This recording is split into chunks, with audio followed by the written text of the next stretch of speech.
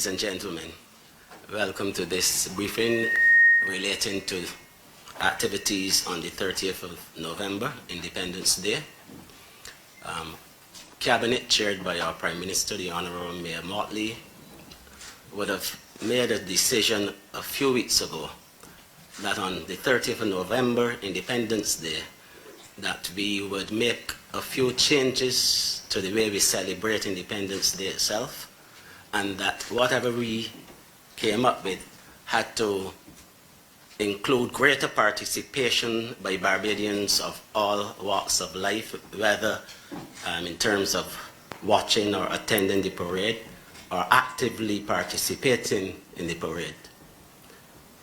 Equally as important was the fact that the Prime Minister and Cabinet determined that we need to have our young people, especially our school children, more heavily involved in occasions of national significance, independence being one. And so an inter-ministerial subcommittee was formed, of which I have the pleasure to chair. And we also included several agencies that traditionally had responsibility for the execution, planning and execution of Independence Day Parade. And we are looking this year to do something that is tasteful, something that will have an impact on our nation, that will bring the nation together, something that will give our young people something to aspire to, and also taking into account that we are still in the birth program, and that whatever we do, we must be cognizant of the economic situation that exists within our country. And as a result of that, we made some determinations, and I want to just brief the nation as to exactly what we're going to do. But before I do so, let me just introduce those who are at the head table with me. To my extreme right is Senior Superintendent Bruce Rowe, representing the Commissioner of Police. Then there's the Honorable John King, Minister of Culture and Sports. To my left, Chief of Staff of Barbados Defense Force, Colonel Glyne Grannum. And to his left, Major Carlos Lovell, Commanding Officer, Barbados Regiment, and the Parade Commander for the 52nd anniversary of Independence Parade. Let us start, first of all, with the parade itself. Given the mandate by Cabinet and the desire to have a wider participation of Barbadians, we took the decision to take the parade this year to Kensington Oval, because we felt that that would facilitate the objectives that we are trying to achieve. So that's the first change. The parade will be held at Kensington Oval. There's not much that we could have done given the short space of time in terms of changing up the ceremonial parade, but we've added one or two things this year that we consider to be interesting and exciting. First of all, in order to involve as many school children so that they really get to feel for things Barbadian, we determined that we will invite the participation, the attendance of about 5,000 students across our primary and secondary schools in Barbados. And this for us is an exciting thing. The Ministry of Education has been very, very collaborative in terms of trying to get this effort going. We also decided that we will create a leadership program which will be centered around, in this case, the head boy, head girl from each primary and secondary school, and they're going to have some leadership badges pinned on them on Independence Day. And the Prime Minister herself will deliver an independence message on the parade, which is also something new. This parade will also see for the first time the performance by one of our cultural icons, and I will leave that for Minister of Culture to deal with later, but suffice it to say that it is going to be a new song which will be done by Edwin Yearwood. So that is the actual ceremonial parade at Kensington Oval. But the exciting part of it, which is quite new, is the Procession through Bridgetown. And this year, we are going to be calling this segment of it, We Barbados. We Barbados because we want the participation of this entire country, not only in the Independence Parade, but in the recovery and the rebuilding effort that we are currently undertaking. So We Barbados will have a cultural component, a sports component, and it would also include and involve those persons who may not be Barbadians by birth, but certainly have the pleasure of calling Barbados home, those of our neighbors and beyond. And we are inviting, for example, the participation of the Vincentian Association, the St. Lucian Association, the Haitians, the Guyanese, the Muslim community, and any others who want to participate. Additionally, this year will see the participation of community groups across this country, and also we will have for the first time a procession that will include life-size portraits of our national heroes. That is going to be an important aspect of it as well. Members of the disabled community will also be involved. And for those Barbadians who traditionally line the streets during the procession, there will be some activities as well to keep you involved and keep you occupied until the procession starts. And those activities will be cultural in nature and particularly relating to our secondary schools, because we want to highlight the youth for the 52nd anniversary of independence. Kensington Oval can accommodate perhaps about 11,000 persons. We expect to have 5,000 school children, and the remainder of the oval will be open to the public. Tickets will be made available shortly. Locations will be announced, which will include normal box offices. And we would like for Barbadians to really take the opportunity to get their tickets early so that they can be part of the action on the 30th of November. So, and the tickets are free. This is not going to cost you anything. This is We Barbados. And we are asking everyone to get involved. Wear your national colors on Independence Day. Persons, vendors who would wish to come and play their trade, we want you to serve traditional Barbadian items. We expect to see conkeys, we expect to see morbi and lemonade, and all of those other things that Barbadians have been used to in the past, even though some of them may be disappearing from the landscape today. But we want to make sure that it is a Barbadian day. So, ladies and gentlemen, come and join us on the 30th of November. Let's celebrate We Barbados. And I will invite any questions which you may have, and members of the head table will be able to respond to any areas within their particular responsibilities.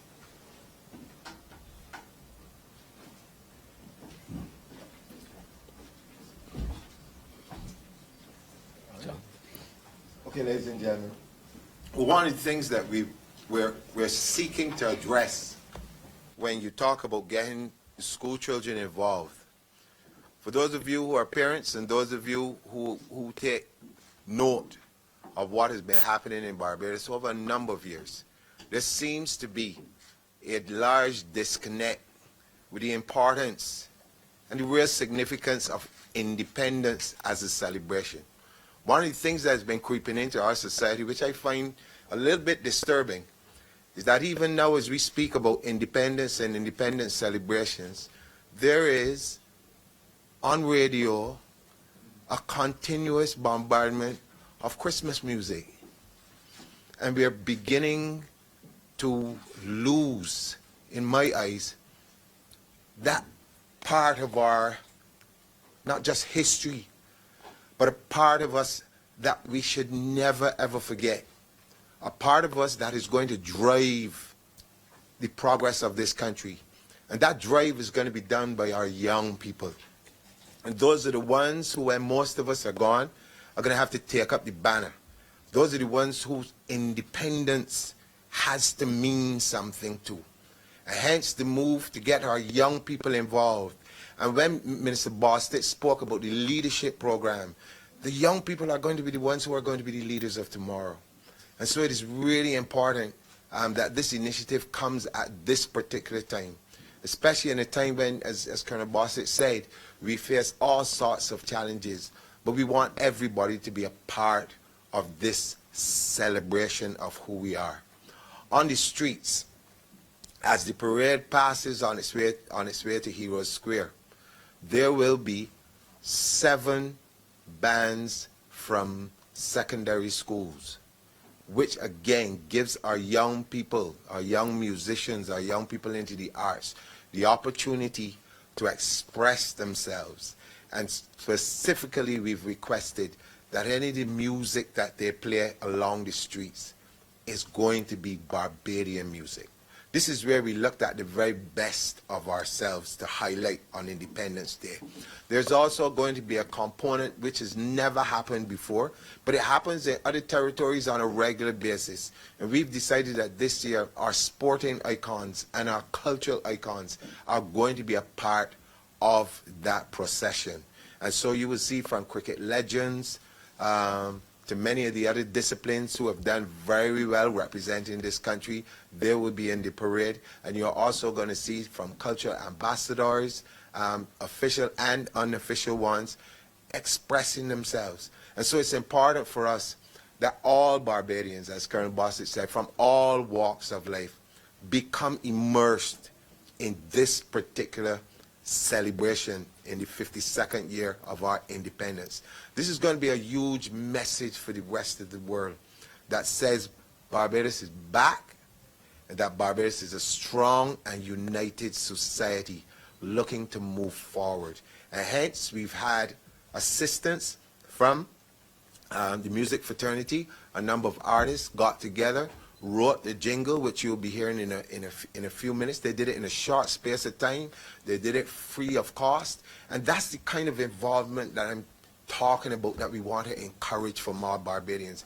Our parish ambassadors have been put on alert, and they're going to be representing their parishes. And so we're going to ask everybody from within the various parishes across Barbados, the nooks, the crannies, wherever it is, make your way down to Kensington. Now, Kensington, as Mr. Bostic said, may be only able to hold a certain amount, but the streets lining that way to Heroes Square, there's opportunity for people all over this island to be there. It's going to be a spectacle like none you've ever seen before. And it's a good time for us as a nation to come together as we walk this walk. So I want to just take the opportunity to invite everybody to join us on this walk. Mr. Walk. Sir?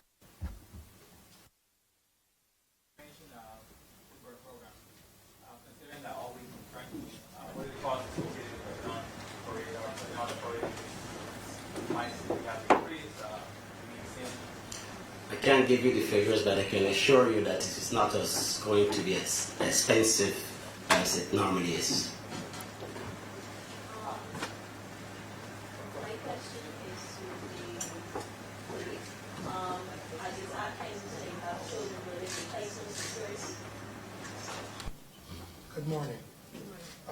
From the police perspective, the policing of the parade and the route will be strengthened. We have our plans and our contingencies in place. There will be policing of the Oval and along the route of the Barbados procession. Right? We have applied for regulations to close off and shut down some roads.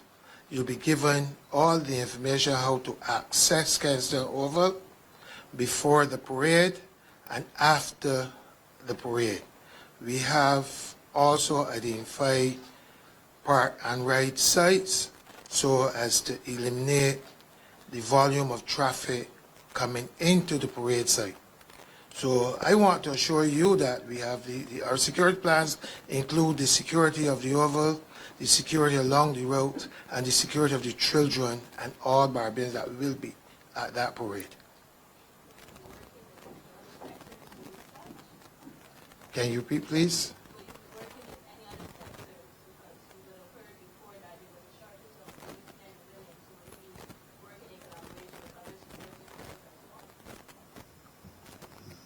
At the present moment, the Royal Barbados Police Force and the Barbados Defence Force are the ones collaborating the security efforts for this event.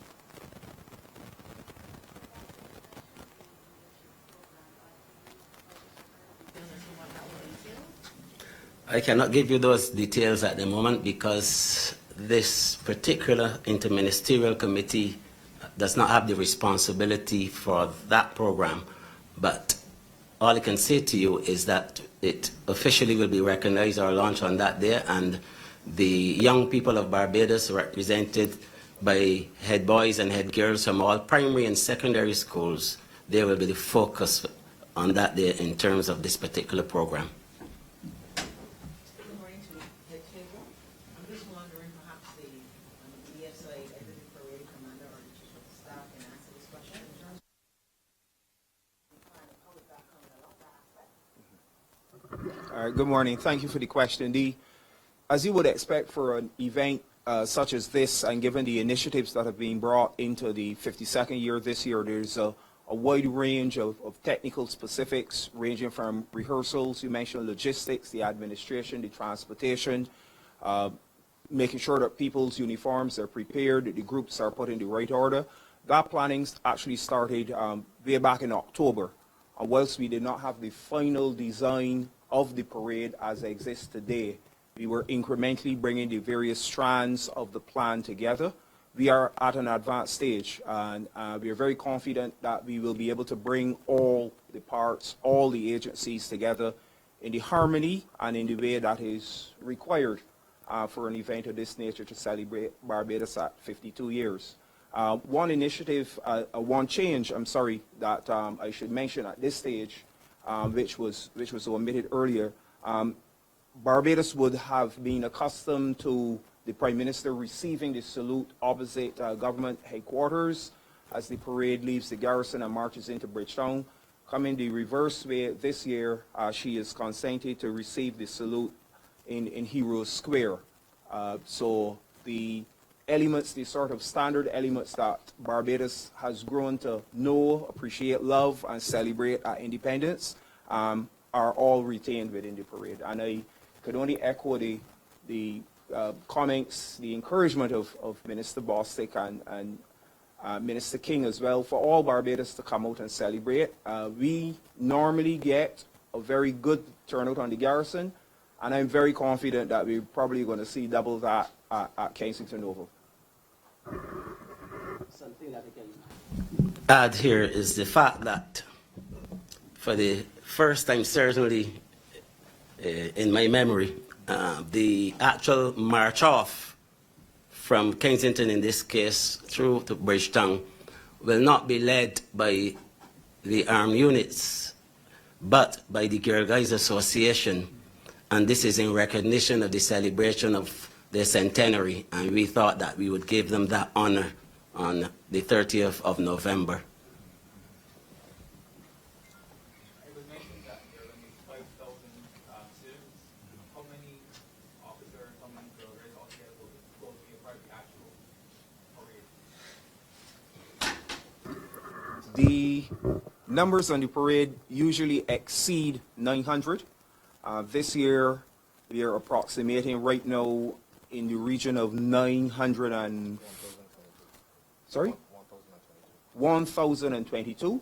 And of course, for the We Barbados procession to Bridgetown, that number will be increased. But the parade numbers, the actual formed groups of unarmed units, unarmed service organizations, they usually number in excess of 1,022, as per the rehearsal on Sunday was the number.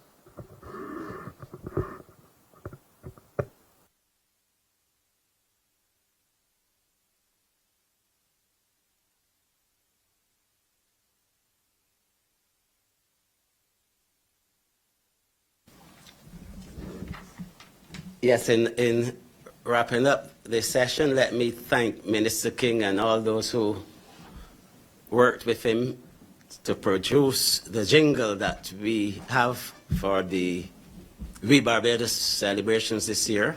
As he said, they did it voluntarily, and this really is what we are hoping to achieve in all aspects of the celebrations for the 52nd anniversary, where we're asking Barbadians, those who have buses, coaches, those who can contribute in any way towards the success of this event without us having to increase the cost of production, and that is the aim.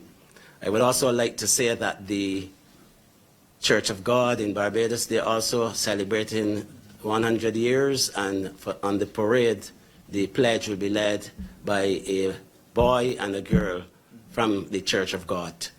So this is going to be a good celebration, and I just want to encourage everyone to try and come out and participate and support, show a love for country, show a love for this nation. And I repeat, it is we Barbados. Thank you.